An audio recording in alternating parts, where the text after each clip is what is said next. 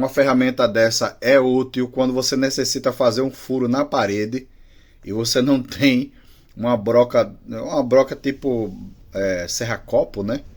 Para alvenaria. Cara, isso aqui é muito útil, tá? Isso aqui é muito útil. E o kit é completo, veio com um monte aqui, ó. Olha lá.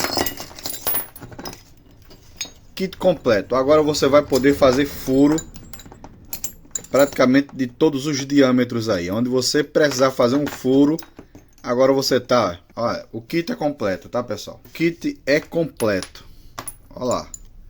Vem esses maiores e, claro, a gente vai testar, né? Que bacana.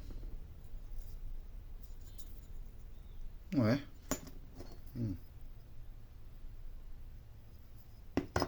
Cara, vou dizer, viu? Ainda bem que inventaram essas coisas. Para você furar cerâmica, isso aqui é... Cara, é vida, tá?